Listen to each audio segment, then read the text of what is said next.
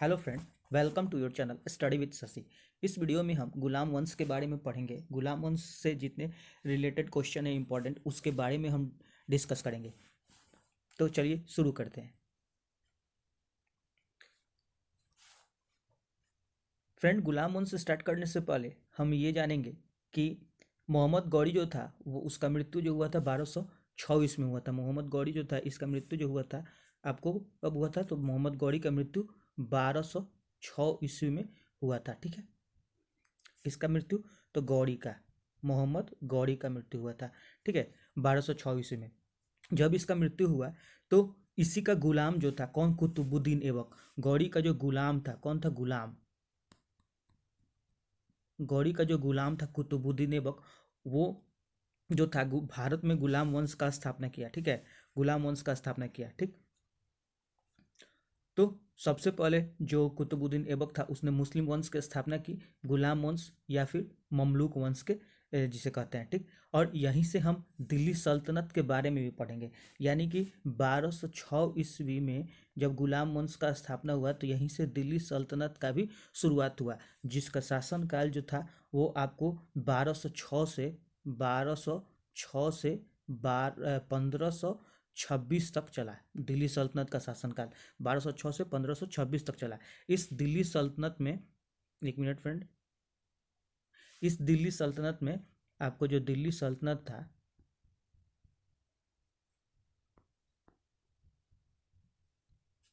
दिल्ली सल्तनत जो था इसका शासनकाल जो था वो 1206 से 1526 तक था। ठीक है, इस दिल्ली सल्तनत में 5 वंश ने शासन किया। इस दिल्ली सल्तनत में 5 वंश ने शासन किया। 5 वंश ने क्या किया था? शासन किया था। ये याद रखेंगे, जिसमें सबसे पहला जो वंश था वो कौन था? गुलाम वंश। इसी के बारे में हम पढ़ेंगे। तो चलिए शुरू करते हैं। गुलाम वंश की स्थापना किसने किया था और कब किया था? गुलाम वंश की स्थापना जो है कुतुबुद्दीन ऐबक ने किया था। 1206 ईस्वी में किया था। कब किया था? तो 1206 ईस्वी में कुतुबुद्दीन ऐबक ने किया था। किसका स्थापना? तो गुलाम वंश का स्थापना। गुलाम वंश को हम क्या कहते हैं? गुलाम वंश को हम क्या कहते हैं? ममलूक वंश भी कहते हैं। क्या? तो मामलूक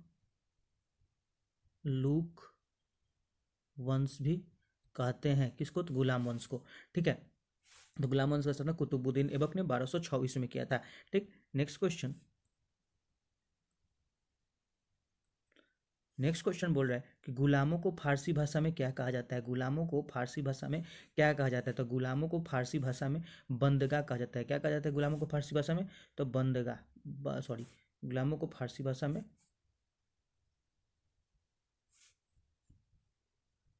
बंदगा कहा जाता है। क्या कहा जाता है गुलामों को फारसी भाषा में? बंदगा कहा जाता है। ठीक है, गुलामों को फारसी भाषा में बंदगा कहा जाता है। नेक्स्ट क्वेश्चन, कुव्वतुल इस्लाम मस्जिद एवं 2.5 दिन का झोपड़ा का निर्माण किसने करवाया? कुव्वतुल इस्लाम मस्जिद एवं 2.5 दिन के झोपड़े का निर्माण जो है वो किसने कराया? तो ये कराया आपको कुतुबुद्दीन ऐबक ने। किसने कराया था? कुतुबुद्दीन ऐबक ने कराया था। कुतुबुद्दीन ऐबक का शासनकाल जो था वो 1206 ईस्वी से आपको 1210 ईस्वी तक था। 1206 ईस्वी से 1210 ईस्वी तक कुतुबुद्दीन ऐबक का शासनकाल था। ठीक है, अब एक चीज़ और यहाँ देखेंगे, कुव्वतुल इस्लाम मस्जिद जो है, कुव्वतुल इस्लाम मस्जिद, इसका निर्माण जो है वो आपको कहाँ पे हुआ था? तो दिल्ली में हुआ था। इसका निर्माण जो है आपको दिल्ली में हुआ था। और 2.5 दिन का झोपड़ा जो है इसका निर्माण जो हुआ था वो आपको कहाँ पे हुआ था? तो अजमेर में हुआ था। ठीक,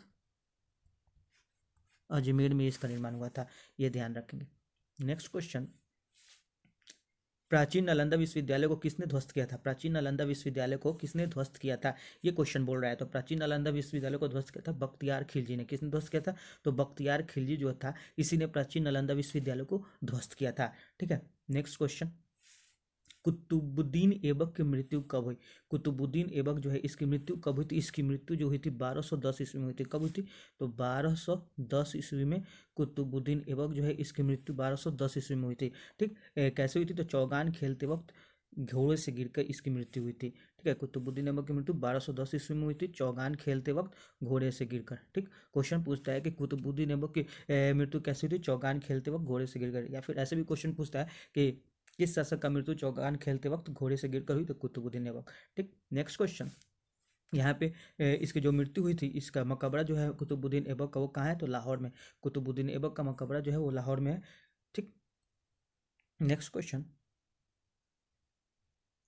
कुतुबुद्दीन ऐबक के मृत्यु के बाद गुलाम वंश का शासक कौन बना। क्वेश्चन बोल रहा है कि कुतुबुद्दीन ऐबक के मृत्यु के बाद गुलाम वंश का शासक कौन बना। तो कुतुबुद्दीन ऐबक के मृत्यु के बाद गुलाम वंश का शासक जो है वो इसी का पुत्र जो था आराम शाह बना। कौन बना। तो आराम शाह, कुतुबुद्दीन ऐबक का पुत्र।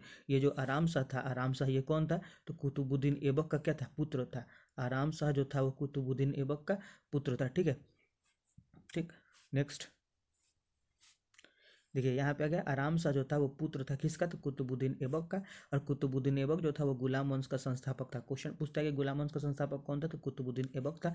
और कुतुबुद्दीन ऐबक को लाख बख्श कहा जाता था। क्या कहा जाता था, लाख। एक मिनट। कुतुबुद्दीन ऐबक जो है इसको क्या कहा जाता था, कुतुबुद्दीन ऐबक को लाख बख्श कहा जाता था। लाख बख्श क्यों कहा जाता था, लाख बख्श, क्योंकि कुतुबुद्दीन ऐबक जो है वो लाखों का दान दिया करता था, इसलिए इसको लाख बख्श कहा जाता था। कुतुबुद्दीन ऐबक की मृत्यु 1210 ईस्वी में हुई थी, लाहौर में हुई थी, इसलिए इसको दफनाया गया कहाँ पे, लाहौर में ही इसका दफनाया गया। नेक्स्ट क्वेश्चन बोल रहा है, आराम शाह की हत्या किसने किया। आराम शाह जो था, आराम शाह ये कौन था। तो कुतुबुद्दीन ऐबक का पुत्र था।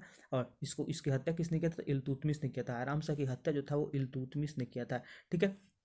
1211 ईस्वी में गद्दी पे बैठा कौन। तो इल्तुतमिश जो है 1211 ईस्वी में गद्दी पे बैठा। क्वेश्चन पूछ देता है कि इल्तुतमिश जो है वो गद्दी पे कब बैठा था। तो 1211 ईस्वी में इल्तुतमिश जो है वो गद्दी पे बैठा था। और इल्तुतमिश का एक चीज़ याद रखिएगा, इल्तुतमिश का शासन काल भी। तो इल्तुतमिश जो है 1211 ईस्वी से 1236 ईस्वी तक शासन किया था। ठीक, 1211 से 1236 ईस्वी तक। ठीक। नेक्स्ट क्वेश्चन, चूड़ का युद्ध किसके बीच हुआ था। चूड़ का जो युद्ध है वो किसके बीच होता था। चूड़ का युद्ध आराम शाह और इल्तुतमिश के बीच हुआ था। चूड़ का जो युद्ध है वो आराम शाह और इल्तुतमिश के बीच हुआ था।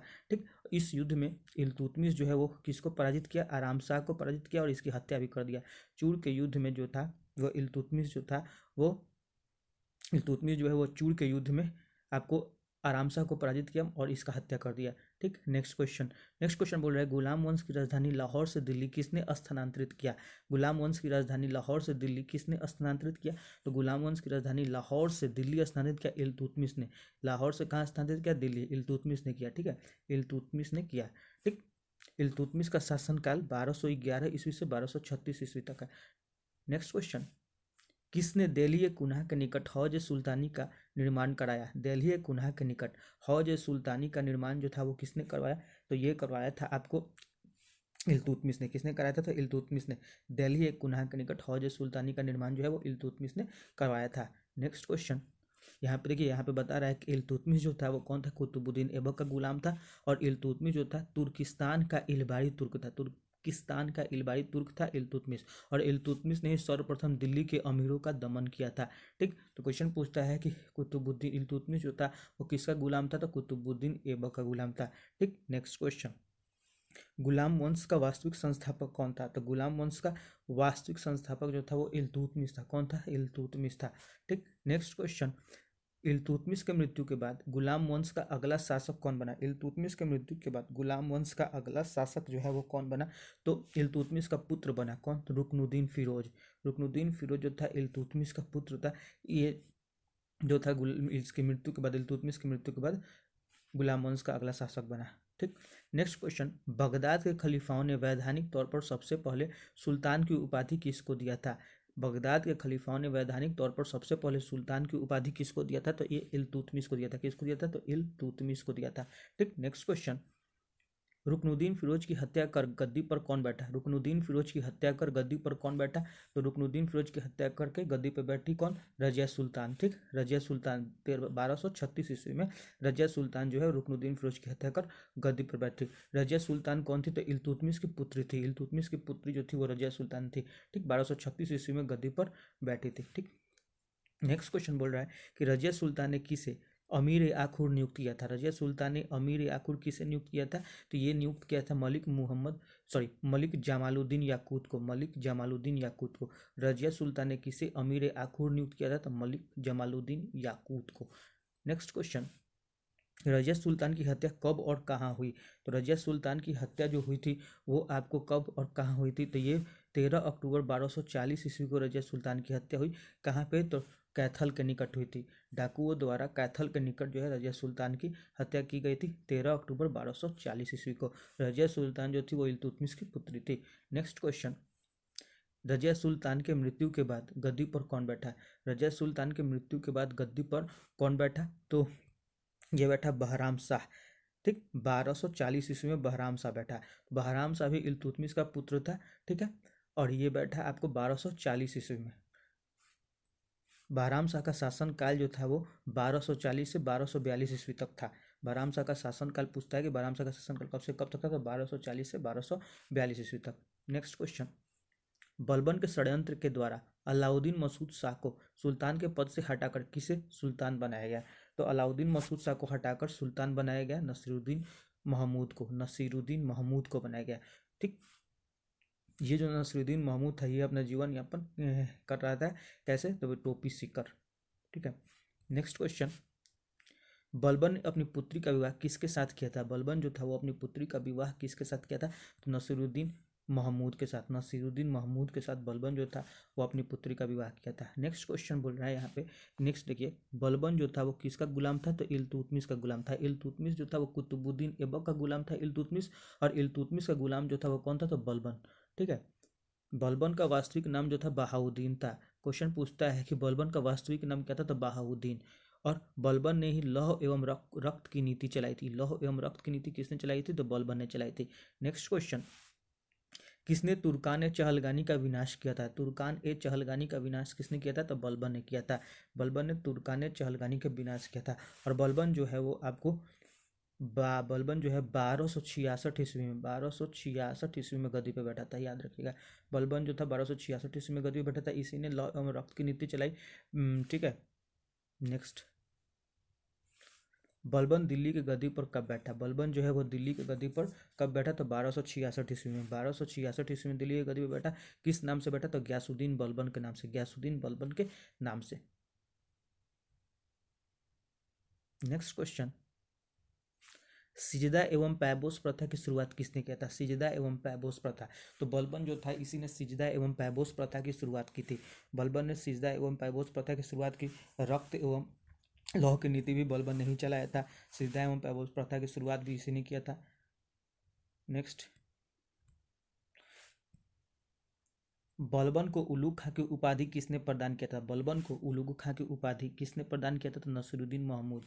नसीरुद्दीन महमूद जो था इसी ने बलबन को उलूग खां की उपाधि प्रदान किया था। नेक्स्ट क्वेश्चन, नेक्स्ट बोल रहा है कि बलबन ये नसीरुद्दीन महमूद का शासनकाल जो था वो कब से कब तक था? तो 1246 से 1265 ईस्वी तक जो ये नसीरुद्दीन महमूद है इसका शासनकाल था, ठीक। और बलबन को उलूग खां की उपाधि जो था नसीरुद्दीन महमूद ने ही दिया था, ठीक। नसीरुद्दीन महमूद ने अपना प्रधानमंत्री किससे नियुक्त किया था? तो बलबन को। नसीरुद्दीन महमूद जो है वो गयासुद्दीन बलबन को क्या किया था? अपना प्रधानमंत्री नियुक्त किया था, यानी कि वजीर नियुक्त किया था।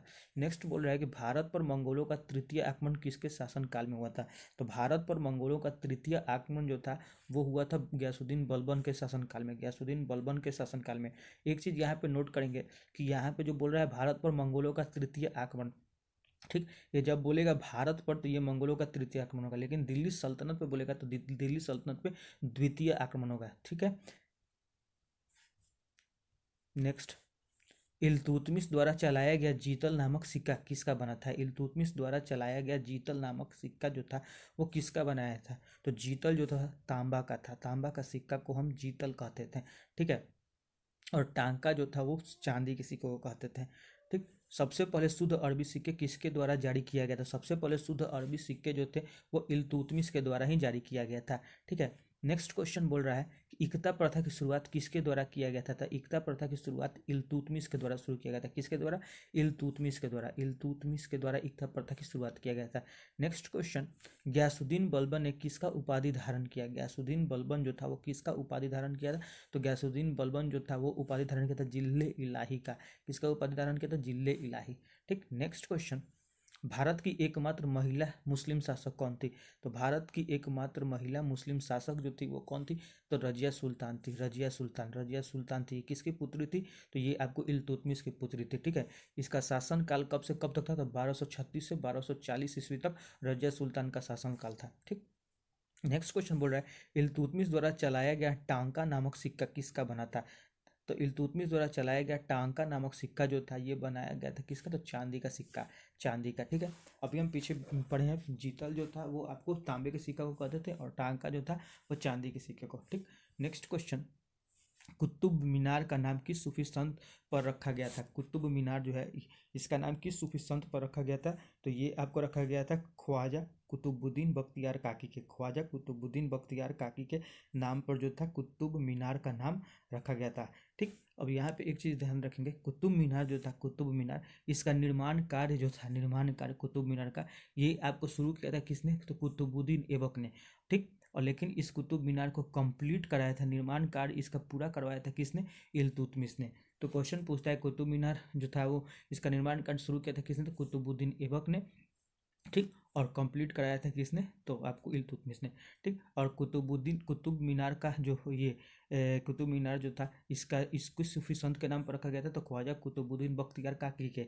और ये जो ख्वाजा कुतुबुद्दीन बख्तियार काकी, ये कुतुबुद्दीन ऐबक के कौन थे, गुरु थे, ये भी ध्यान रखेंगे।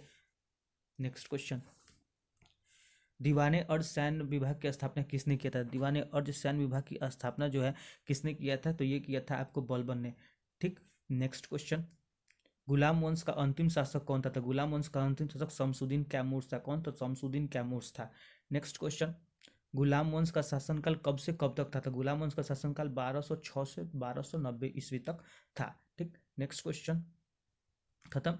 यहाँ पे हमने गुलाम वंश से रिलेटेड जितने इंपॉर्टेंट क्वेश्चन थे वो सभी डिस्कस किया। Thanks for watching study with Shashi. यदि आपको वीडियो अच्छी लगे तो लाइक कीजिए एंड चैनल को सब्सक्राइब कीजिए। धन्यवाद।